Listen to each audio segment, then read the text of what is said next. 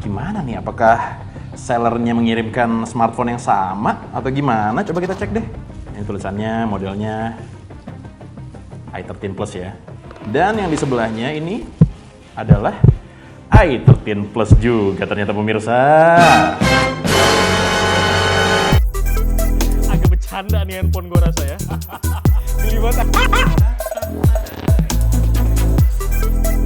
Tapi keren sih. Oke, ini untuk slot yang pertama.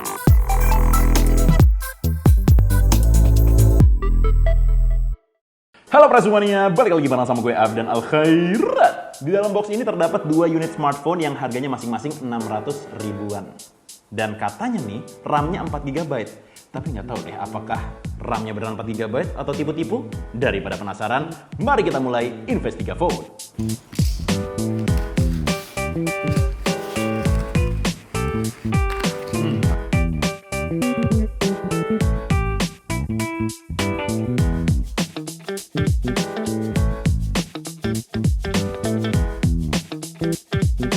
Nah, setelah gue buka kardusnya, ini gue agak curiga nih. Gue sebenarnya ngordernya smartphone yang berbeda cuy, HP yang berbeda. Tapi ini tulisannya i13 5,8 dan ini juga i13 5,8. Padahal satunya tuh gue beli Reno 3 Pro cuy. Ini gimana nih, apakah sellernya mengirimkan smartphone yang sama atau gimana? Coba kita cek deh. Ini tulisannya, modelnya i13 Plus ya. Oke, i13 Plus warna black di sini. Dan yang di sebelahnya ini adalah i13 Plus juga ternyata pemirsa.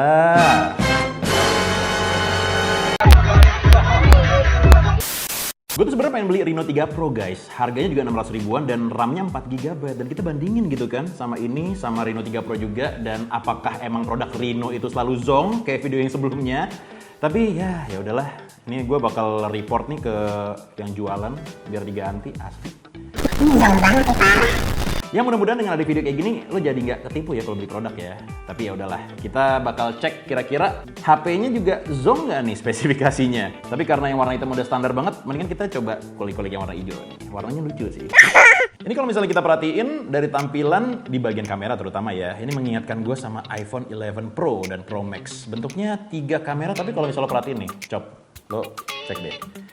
Ini kayak nggak sejajar ya ukurannya ya. Ini gue curiga fix banget pasti nggak 3 kameranya aktif nih pasti nih. Biar gaya-gayaan doang nih, kelihatan ada 3. Aduh, ada aja. Terus di bagian bawahnya ada tulisan HD kamera.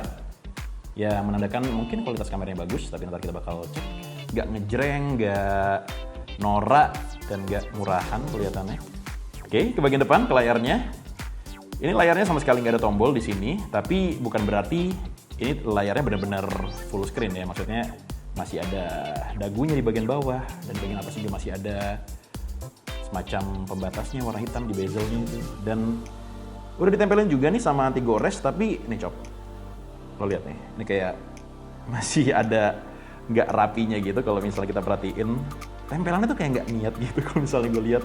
Dan di dalam boxnya juga terdapat power adapter nih untuk ngecas ya, yang berkapasitas 5 volt 0,15 ampere. Ntar kita bakal cek kira-kira bakal selama apa ngecas smartphone menggunakan colokan charger ini ya. Begitu di bagian sini juga terdapat earphones beserta dengan kabel USB-nya. USB yang biasa ya, micro USB. Dia juga menyediakan casing. Kita cek kira-kira apakah spesifikasinya bagus atau tidak di smartphone-nya. Kita hidupin ya. Welcome. Persis banget sama beberapa smartphone yang udah kita investigasi sebelumnya nih. Kebanyakan emang yang dari Tiongkok pasti awalnya tulisannya welcome gini cuy. Dan bootingnya juga cukup lama nih, walaupun katanya RAM-nya 4 GB. Yoi. Visualnya gaul banget asli. Nah, udah berasa agak getar dikit padahal di tangan gue, tapi masih belum kebuka nih home-nya.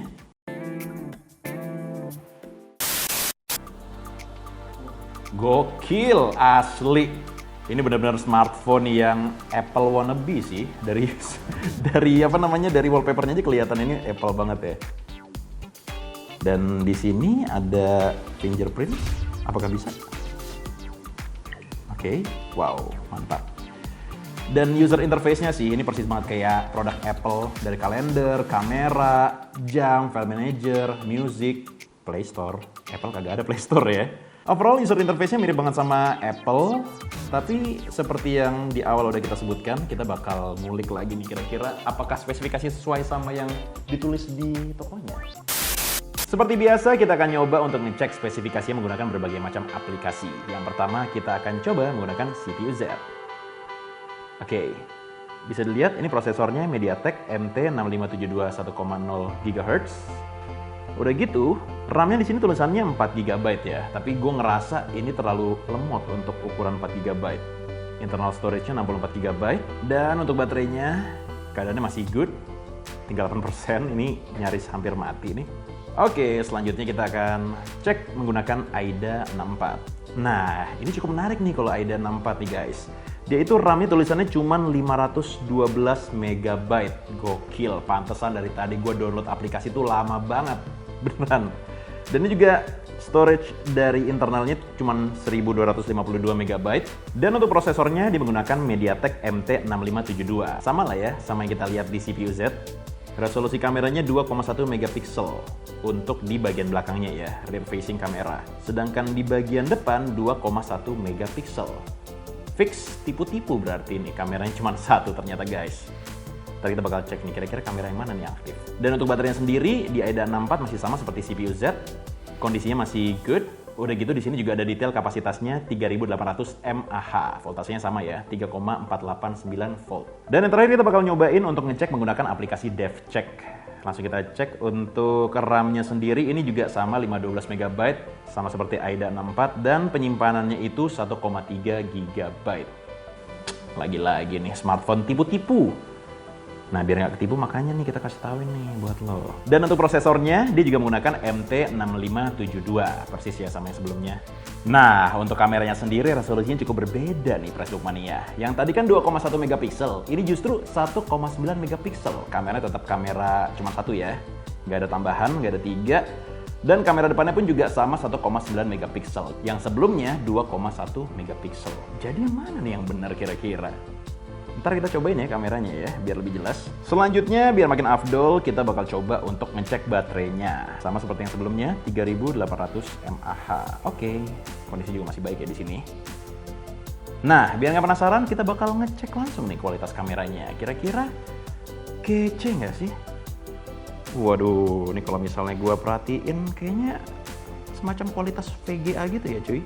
Ala-ala kamera 3GP gitu. Coba deh kita cari tahu bareng-bareng kira-kira lensa mana sih yang dipakai sama kamera ini? Apakah yang paling bawah? Iya, bukan ternyata. Yang kiri juga tidak tertutup, berarti yang atas nih. Nah, kameranya cuma satu yang aktif guys dari 3 kamera. Tapi kalau misalnya diperhatikan secara detail, lensa yang paling jelas kelihatan emang yang paling atas ya. Yang kelihatan seperti kamera. Kalau dibandingin sama yang bawah, sama yang samping, ini kayak cuma tempelan hiasan gitu aja guys. Ya, namanya juga HP 600 ribuan. Coba nih, kita cek hasil fotonya. Wah, ini ngaco banget sih. Ini kayaknya lebih kecil daripada 2,1 atau 1,9 megapiksel cuy. Ini VGA nih gue rasa. Karena emang buram banget sih, apalagi kalau di zoom ya. Jadi makin detail gitu kayak grainnya, titik-titiknya segala macem. Kita coba kamera depannya nih sekarang. Oke, ini aduh, ini ngaco banget sih kualitas kameranya. Gue berasa kayak balik ke 10 tahun yang lalu gitu. Coba gue foto nih. 1, 2, 3. Oke. Ya, bisa lo nilai sendiri lah kira-kira kualitas kameranya gimana guys. Tadi kalau misalnya kita cek di berbagai macam aplikasi, emang ditulisnya baterainya itu 3800 mAh ya. Tapi kalau kita buka langsung kira-kira sama nggak nih? Oke, ini sama persis 3800 mAh. Baterainya pun juga bisa dicopot. Lucu banget warna merah. Dan ada tulisan welcome-nya guys. Ada aja ya. Terlepas dari spesifikasinya, smartphone ini sama sekali tidak memiliki website resmi dan emailnya pun juga tidak terdaftar di situs Kementerian Perindustrian. Gue sendiri sih beli smartphone ini di Shopee dengan harga 659.000 sekian gitu, dan ini merupakan varian i13 Plus yang bedanya adalah ini ukurannya 5,8 inci layarnya, sedangkan yang i13 yang biasa itu cuma 5 inci. Tapi biar makin lengkap nih tes kita bakal bikin uji coba untuk ngecasnya secara langsung dari baterainya 0% ke 100%. Kira-kira membutuhkan waktu berapa lama ya? Mari kita mulai yuk.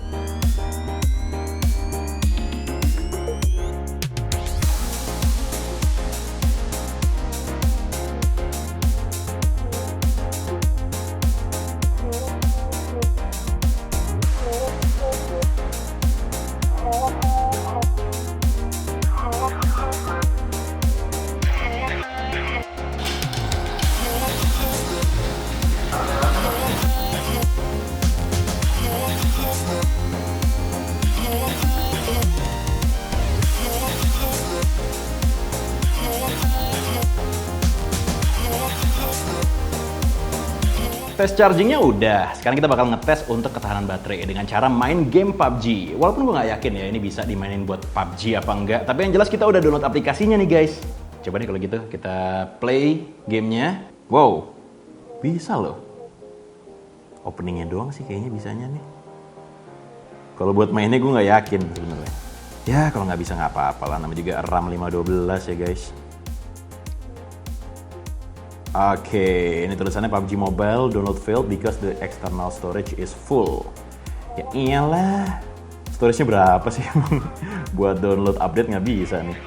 Lagi juga kalau misalnya kita perhatiin, ini gambar dari settingan openingnya juga kayak resolusinya bener-bener pecah gitu sih. Gue nggak kebayang deh kalau misalnya kita mainin gamenya langsung, mungkin gambarnya bakal hancur banget nih.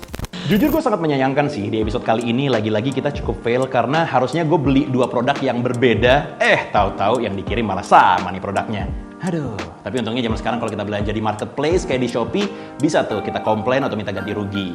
Yang jelas kedepannya masih banyak berbagai macam video yang bakal kita upload setiap harinya, so make sure buat like, comment, share, dan juga subscribe channel YouTube Facebook Otomotif, dan juga Facebook Beauty. Abdan signing out, thanks for watching, be a smart buyer. Bye-bye.